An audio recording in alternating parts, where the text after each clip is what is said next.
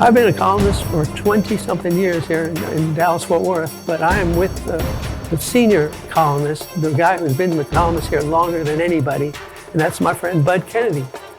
Welcome, buddy. Bud? Dave, do you need to talk about how long we've been columnists? Is that something we need to talk about? You say senior columnist. I feel like I ought to be eating the grits, a little mushed up plate at Waffle House or something, Dave. It's like I just tell people ask how long I've been doing this. I just tell people since last century. That seems to satisfy everybody. Well, okay, but the truth is 1987, 1987, 1993. November, yeah. I'm going to test your memory now. This is not the first time we've been on TV before. Do you remember last time we were on TV together? Well, I think I saw a hint a while ago because I saw a Channel 11 cup there. And yeah, that's I right. think we were on Channel 11's noontime show. Nope. And I think I have a tape of it. It wasn't the noon show.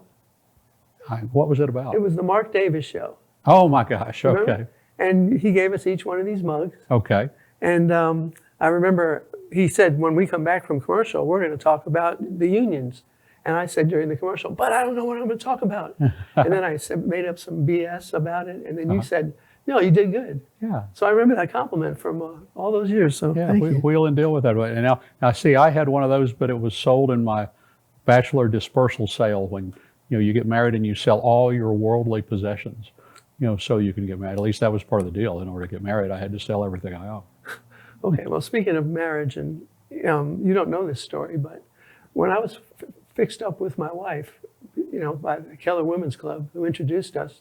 She didn't know I was a columnist. She knew you were a columnist, and she thought she was being fixed up with Bud Kennedy. And she still went ahead with the date, and I think that that speaks. That's very fortunate for you. First of all, the problem is that if they said columnist, a lot of people these days think you said communist, and you have to clear that up right away. Yeah, well. You could have married my wife. It turned out you married Shelley, so we're okay. We're both I would have happy. had to have found my way to Keller. You guys have been married, I'm going to guess to say 15 years? 17 years, yeah. 17 years we met. This is the 20th year since we met at the book festival in Austin in the Texas State Capitol. Best thing that ever happened in the Texas State Capitol. Best thing that ever happened to you, too. Yes, exactly. Luckiest day of my life. So I want to start off with your origin story, because you have the greatest origin story of all time, except for Kal-El, who became Superman. Well, for a newspaper guy, it's a pretty good story.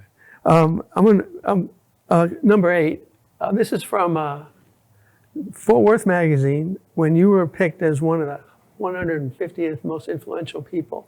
And I remember reading this over and over again because I couldn't believe it. Bud Kennedy was in the newspaper before he was even born. He was sold for $600 to his adoptive parents, who made the purchase out of a classified ad in the Fort Worth Press. He's still in the newspaper and all the other media platforms, opining mostly on good and bad, local government and public policy players, as well as chicken fried steak. That tries to cover everything I do, Dave. I do politics and barbecue and everything in between. You write 2 columns. You write a Metro column and you write a food column. I write a Metro column. I write 2 food columns a week. I do a lot of other, knick-knack food stories, openings, closing, things like that. So I try to write about what's important. But you asked about the origin story and what happened. People don't realize this. Until 1957, you could sell babies in Texas. It was legal to sell babies. Wow. And so in 1955, and I know a little bit more of this now through DNA, I know a little bit more of the origin story, but the family, there was a couple who had just had a boy, and the mother got pregnant again, and she had a great deal of difficulty with the pregnancy and a great deal of mental trouble after the pregnancy. And so the family speculate, it's speculation now what they say, maybe the decision was that she couldn't go through another pregnancy right away. And so they arranged through an attorney downtown to adopt the next baby and to adopt out the next baby. Now my parents, the couple who adopted me, the Kennedys, they were older. They were in their 40s already. They had gone to Edna Gladney, which is a wonderful adoption agency in Fort Worth. Mm-hmm. But Edna Gladney very honestly said, we think y'all are a little too old to adopt a baby. They were already in their 40s, and So and Gladney said, you know, it really isn't responsible of us to adopt a baby to you all. So they went to a private attorney and arranged an adoption through this classified ad, and I still have the classified ad that says, you know, it says Anglo baby due March, arranged to pay mother's room and board, contact, and then gives the attorney's name and all this, and so I mean I still have that ad. So they went through the attorney and adopted me, and it was my father, Bud Kennedy, wanted a new Chevy. My mother, Leona Kennedy, wanted a baby. She got her way, $600, and she got the baby. A few months later, he went ahead and got the Chevy. $600 is probably like $3,000 in today's money. Oh, 10,000 probably, or something like that. But so, what kind of relationships did you have with your actual parents? Well, it's just something new that I through DNA, files like so many people. My parents had passed away. My parents that raised me, and so I finally got curious. I got curious and said, was I really adopted? What really happened? Is this story true? I'd never even seen the legal paper or anything. So I sent in the DNA, and it comes back. Oh, Dave, you're going to like this because I don't think you've heard this. I'm sitting there, and I call a few weeks later. I call up the page, and it says, "Okay, we found. Here's your brother, and here's your family." And I look, and my brother is somebody who was so antagonistic on Facebook and Twitter that I had blocked him on social media. He had trolled me and had been hostile throughout the 2008 presidential campaign. And did he know you? And he was the most antagonistic troll. No, he didn't know. We didn't know anything about each other. He was the most. And so this is the new story that said my worst troll turned out to be my brother. Oh, wow. So that whole the sibling rivalry held through, even though we didn't know we were siblings. Are you close to him? And so since then we've talked and gotten along, and civil and nice. His family's nice. They've been wonderful to me, and they lived in Fort Worth at the time and had moved to Bowie. He's less than a year older than me, and we were in the same class. We were in classes. We were both on the radio station at TCU. We were at TCU at the same time, in the same circle of friends and people, new people in common. He moved to Bowie and grew up in Bowie, and I grew up in Fort Worth. But I mean, I'm really fortunate. That's a big, nice family, but I'm really fortunate I was raised by my little family in Fort Worth. So. Well, amazing story, but key question, did you ever write about this? Dave, this is where you're not going to believe this. And this is something where we obviously just, have taken different paths. But I've kind of held this story to myself. And I don't want to use my family for content. I don't want them to feel like that I'm doing all this or talking to them or having good times with them to get a column for next week.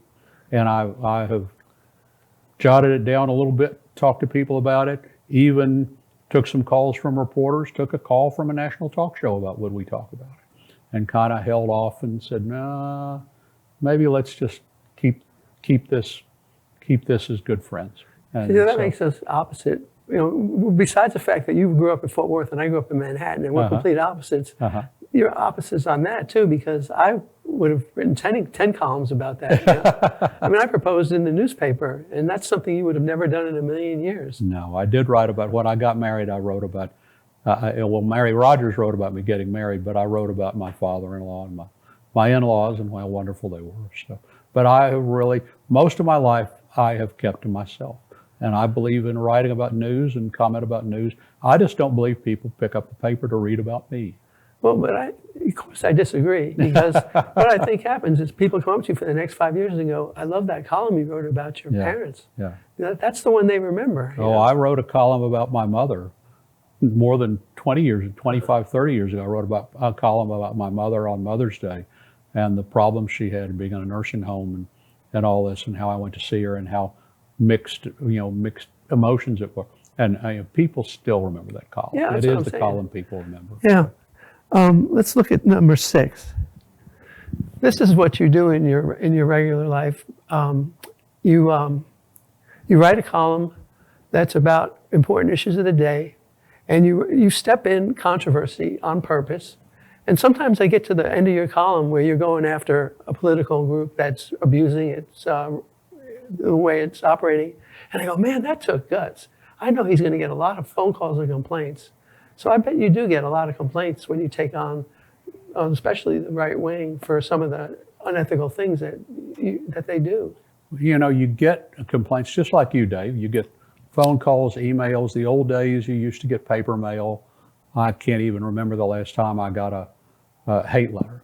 You know, but you get complaints. But you know, if you write things skillfully, and I believe you write things carefully in Fort Worth, I've worked on over time. I used to not worry about who I upset, and now I think I try to write things from a viewpoint that everybody can embrace.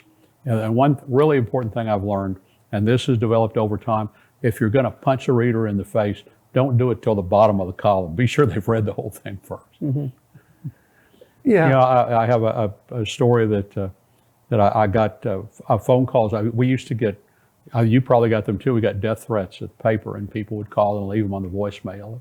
They would leave them for almost everybody who had columns. And this one guy, he would call up, and he was always doing this in a voice. He would call up in this actor voice and say, "You know what I'm going to do to you." And he would, then you'd hear all this gunfire, bomb going off, or something like that. He would leave these messages in the middle of the night. Well, once I was working late on a story in the middle of the night, I was at my desk at 3 a.m, and the phone rang, and I just instinctively answered. And he paused a second, and then he went ahead. He said, "Bud Kennedy." I said, "Oh, yeah." And I realized it was the guy. He said, "You know what I'm going to do to you." And I'd been working on the food story, and I was so punchy from working all night. I said, look, I would never have done this. I said, "I know what you called for." He said, "Yeah." I said, "But right now I'm working on a story. Did you ever go to that Rancher Bill's barbecue out on Highway 80 West?" Because I thought most of our hate mail came from one of two places. They came from either Haltom City or White Settlement. And that was where the two little Klan chapters were back then. And so I had a 50-50 chance of being right. So I said, "You live out west, don't you?" And he said, "Yeah." And I said, "You ever go to that Rancher Bill's?" He said, "No, I go to Soda Springs on," he's still in voice. He said, "I go to Soda Springs on Clifford. They got better sauce there." And I said, "Oh, okay. Well, thanks for letting me know. I'll go back and look up something about Soda Springs." I said, "Well, thank you. Thank you for calling." He said, "All right, thanks." And he hung up. So that's the death threat guy. And after that, he would still call. He would call everybody else at the paper and leave death threats. And he would call me in voice and say, "You got to try the burger at Sandy's Conoco on Hazel Avenue." It's like, he was calling in food tips. That's a great success. Number 5, please. That brings you to the other aspect. Besides writing columns like that, you also have this Eats Beats, where you look at restaurants opening and closing and specialty dishes. And I've gone to 2 restaurants that you've written about in the past 5 months. And you've told me about some too. Yeah. So how do you do both? That's 2 jobs. Well, and that's the reason I think that I still have a job, Dave. Is that I didn't plan it this way, but many years ago I started. They asked, "Do you want to quit doing restaurants and just write news?" And I thought, no, if I keep one little toehold in restaurants, then maybe if they get tired of one, I can do the other. And so I think that's helped keep me going. You have 2 different audiences. I have 2 different audiences, and I keep them separate. But the food news is a big deal now in the news. Not just openings, closings. Look how much it's grown. We talk about Michelin guides, we talk about chefs, and we talk about bargains and deals. And I mean, there's so much conversation. And you look at when social media started, people joked that all of Facebook seemed to be was people putting pictures of their lunch. And just all our conversations start around food, and food is the great common denominator. And so all the people that are upset with you about news or politics will come over and tell you where to find ribs in the colony. And so it's so wonderful, and I've been really lucky. And I was always interested in food from my day. I started out as a sports writer. For my days as a sports writer, we'd keep lists of where the coaches ate and where the teams ate. And so I would go and try to eat burgers and chicken fried steak and barbecue, and kind of branched out from there. But You brought up being a sports writer. Yeah. You were at the Fort Worth Press. Number 4, please. And back then, they had the greatest sports writers in America. yeah, I didn't wear a hat like that or anything to do that. Let's see. I recognize Blackie Sherrod in the middle. Blackie Sherrod's in the middle, who Yeah. went on to the Times Herald. Dan Jenkins is on the right, who went on to to Sports Illustrated. I can't. Oh, that's Jerry Todd on the left, and then in the foreground, in front of Dan Jenkins, is Bud Shrake, the novelist, playwright, screenwriter, who also went on to national news, and then Andy Anderson, who stayed and became sports editor of the Press, who hired me in my first job. So this is about 1957, and this is still considered the greatest newspaper sports staff in the history of America. These guys were together from about 54 to 60, and the Press was an evening newspaper. So the deadline for the Press was 6:15 a.m. Now, you could write a great game story if you had till 6:15 a.m. Yeah. And so what we would do, and what these guys would do, go cover the game, go out with the players after the game, have a couple of beers, get some more quotes, then come back about 2:33 in the morning and write the game story. It was a lot more colorful then than it would have been if you'd been writing, the minutes after the game. So they had a lot more time. The Press being an evening, there used to be newspapers that were delivered in the evening, and they were popular in cities like Fort Worth that were blue-collar cities where people worked morning shifts. So a lot of people worked 6 to 2 or 6 to 3 and would get home and read the evening paper. So they would spread out the evening sports section, and the stories would be magazine-type stories. And because people would know the score by then, but they would be all this, post-game development, what they said, and colorful writing, and some of it embellished writing, but most of it really, really good. And so these guys, they were writing. I remember, Whit Canning covering high schools for us. Whit Canning would cover an Arlington Heights ODY high school game, and it would begin like Hemingway. Just every story was this incredibly long, well-developed story of that night's game. And so these guys pioneered all that. So you actually didn't get to work with them. You came in after they had left, I came right? in after them. But their ghost was still in the room. Their ghosts are still there. The legends are still there. Andy was still there, and I inherited Bud Shrake's old desk in the corner. And so now they were gone in '60. They went to the Morning News and the Times Herald. The Dallas papers hired them away as Dallas sports expanded with the Cowboys and the Texans. But I didn't come along until '72. But the stories and legends were still there. Another ghost who hovered over you was Amon Carter, right? Well, you never worked for him. You never met him. He died in '55, but Right. his spirit, as I worked there 20 years in the Star-Telegram, his spirit hovered over the 3rd floor. Yeah, Mr. Carter died the month after I was born, and so I never met Mr. Carter. Although people in town talk about all the time, just as if I must have known him personally. The people always think, well, back when Amon ran this in the '70s, whatever. And but Mr. Carter, of course, not only built. The Star-Telegram was a very small part of what Mr. Carter built. He built a telecommunications empire. Right. He was the Ted Turner of Central of his age in America, not just in the Southwest. The first television station in the Southwest, NBC5, which was the first television station at the time between Richmond, Virginia, and the West Coast. Right. And then of course he already had the Star-Telegram that he'd started at the turn of the century, which was a hugely profitable newspaper, and which he started actually made famous by covering the San Francisco earthquake himself. He was in San Francisco 1908 at a publishers convention and wrote first-person stories about the San Francisco didn't know earthquake. that. Yeah. And that was what first gave the Star-Telegram its fame. But he built this fantastic business, and it was such a strong business that William Randolph Hearst wanted to buy it and wanted to hire Amon to run a whole region of newspapers. New York. Amon refused. He wanted him to go to New York. He wanted him to go to New York. And that's when Amon came back and wrote this beautiful poetic line, which is, I want to see the sky. I don't want to leave my beloved Texas. Yeah. It turned down Hearst. Yeah, it turned down Hearst, so that Hearst said, I'm going to put you out of business. And Hearst started a newspaper in Fort Worth called the Fort Worth Record and sold it to Amon 3 years later. Yeah, it didn't work. Yeah.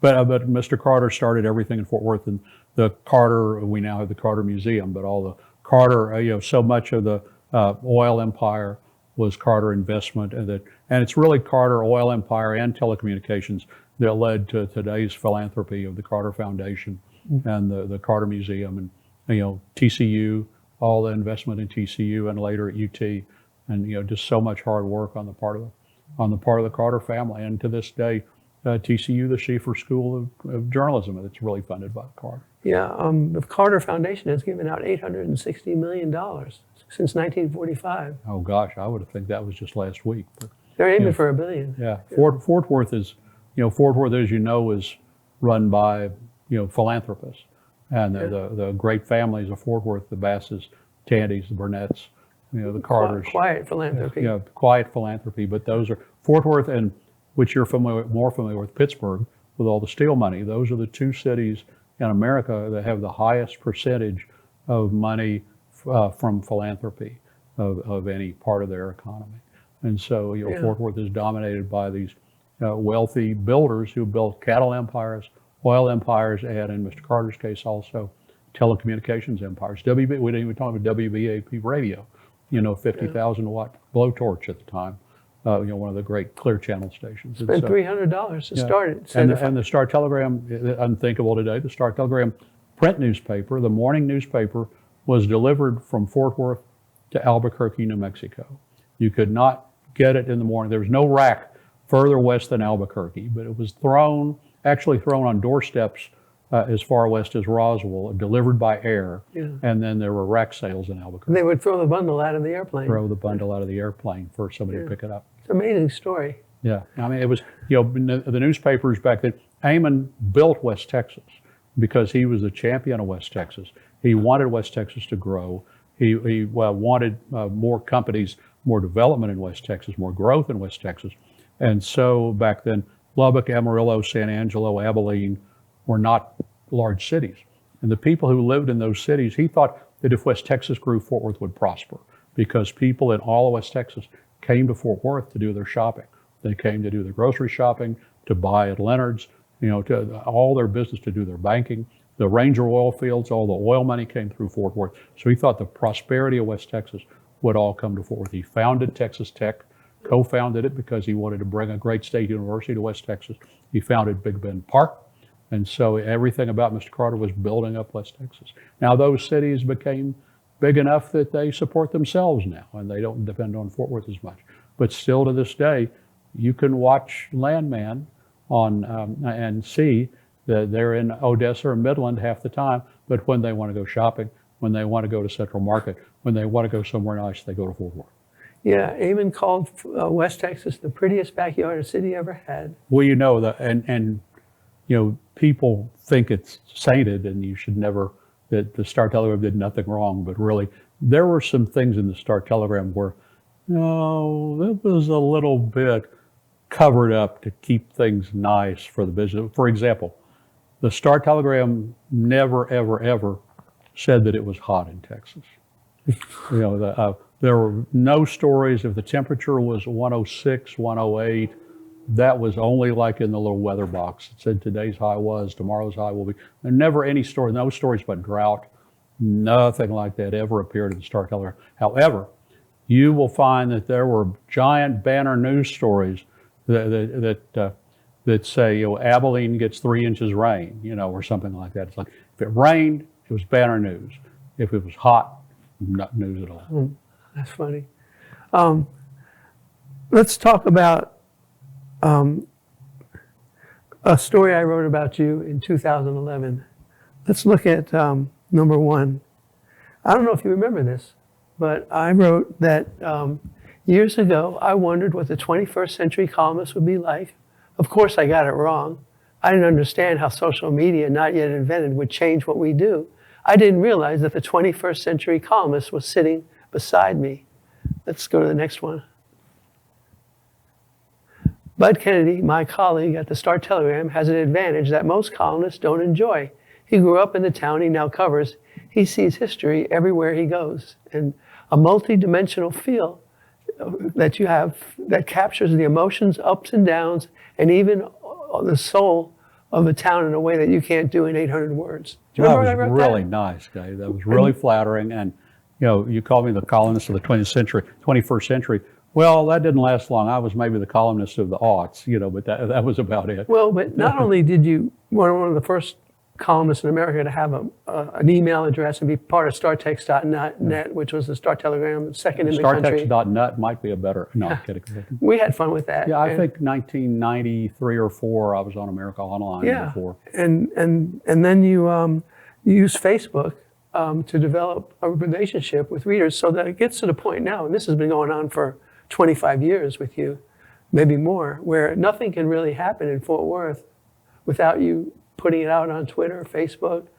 All news seems to go through you. And I get teased about that, about being the news service. But certainly I try to let people know what's going on, and just like in everybody's hometown, people rely on Facebook for news and to spread the word. And so now I try to let people know when I think something important is going on, and not just political, when there's something happening in the community.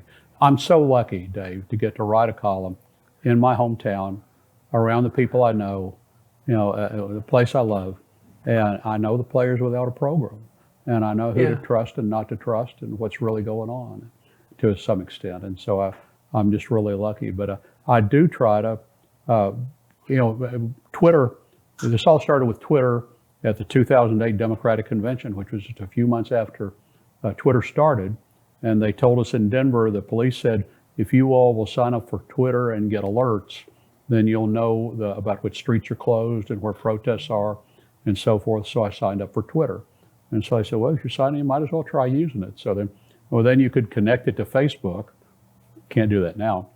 But I said, okay, well, let's just see where this goes. And at the time, all I knew about Facebook was that I had a friend who was a librarian at a college, and that boys came in there to look up pictures of girls, But it seemed like it was starting to spread through, popular culture, and so I was on Twitter and Facebook in 2008, and so I've been grateful for the readership and for the following and for the people who trust what I post.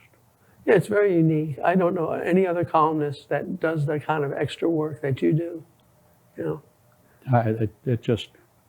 Most of the stuff I post is not long enough for a column. Right. It's just. But it's news, and people talk about it, and they share it and comment. Yeah. And it's really strong engagement that you have. Yeah, just, hey, the enchilada place on the corner isn't there anymore, when people comment or whatever. Said, hey, watch out, there's hail coming into Saginaw or whatever. The Clown Burger story, you know it. Clown Burger's open. Clown Burger's closed again. Clown Burger's open again. It's like that's, Yeah. Exactly. So, thanks. Do you remember me writing that story about you? Oh yeah, that was really, really kind of you. That was tremendous. I didn't get a raise out of it or anything, but it was great. Thank you. There's one more thing I'd like to explore with you. Let's look at number 7. This is from Fort Worth Magazine. I cut it out. It says, it's called Dallas Distance, and it says, Dallas distanced itself from its roots, while Fort Worth embraced theirs. As the late sports writer Dan Jenkins put it, if you want to see Atlanta, go to Dallas. If you want to see Texas, go to Fort Worth. Also, that reminds me of the great line that Molly Ivins had. In Fort Worth, we call it, in Dallas they call it sushi. In Fort Worth, we call it bait. We call it bait, that's right. So what's your theory? I have my own theories that I talk about in my play, Amy and the Ultimate Texan, about Dallas. But what's your theory about why the rivalry between Dallas and Fort Worth began and why it lasted all these years? I actually wrote a piece for Texas Monthly about this, about the Dallas-Fort Worth rivalry, and that we're not just hitched onto the end of the hyphen. Sometimes we feel like we're hanging onto the shirt tail by, hanging onto that hyphen. Yeah. But a lot of it's in the way the two cities grew and the businesses that came to the two cities. Dallas grew around cotton, banking, mercantile, fashion. Dallas revolved around money and all the East Texas oil field money. Fort Worth was where the Chisholm Trail cattle drives came through.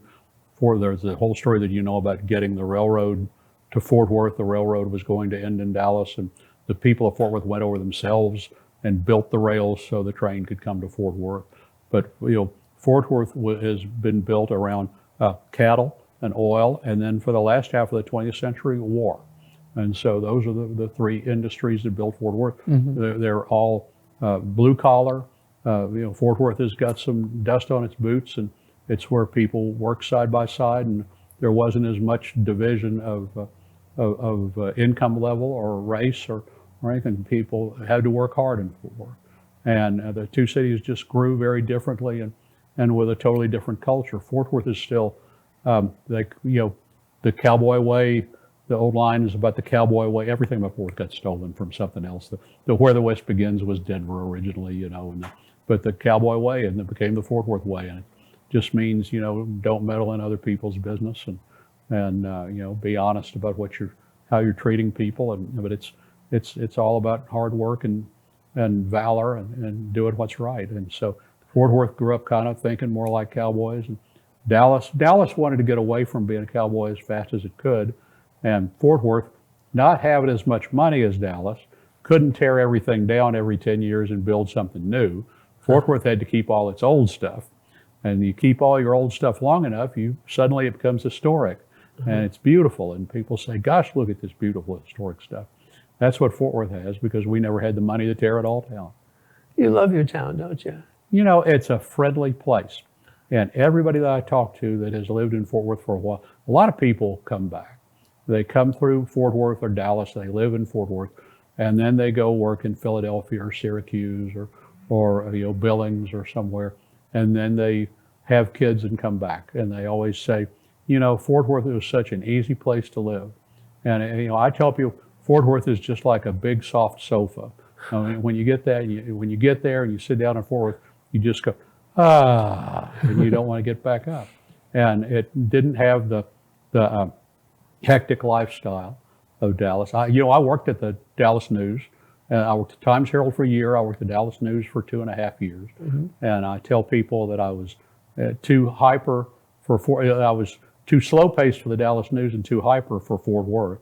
And but you would just see the difference in people. And Dallas, had this intensity about everything. I think the traffic made them crazy. But then you get to Fort Worth, and everybody would just be, relaxed and more easygoing and just get things done. But it was just a lot simpler spirit. It's still that way, and you can, I don't know what the Perot's think. They do business in both cities, but I think there is a difference. Well, you can see if Amon Carter is the ultimate Texan, this is the ultimate reporter columnist. You got columns, several columns a week on news. You got good eats throughout the paper, and you can get all this on StarTelegram.com. And let's see, you've got that Facebook, Twitter stuff going on. I mean, there's just so much going on with Bud Kennedy that if you love Fort Worth and you love Texas, you should definitely follow him and engage with him, because he is Mr. Fort Worth, and I'm not the first one to call him that. Thank you for sharing this with me. I learned a lot about you that I never knew. Thank you, Dave. And I got to spend a couple of weeks in Philadelphia once, and I loved it very much, and love where you've come from and what you've done, and love everything you've done here. Thank you. Number 1 dean of the columnist, and number 2, and I hope I stay number 2 because I hope he keeps writing forever. So thanks, Bud. Thank you, Dave, very much.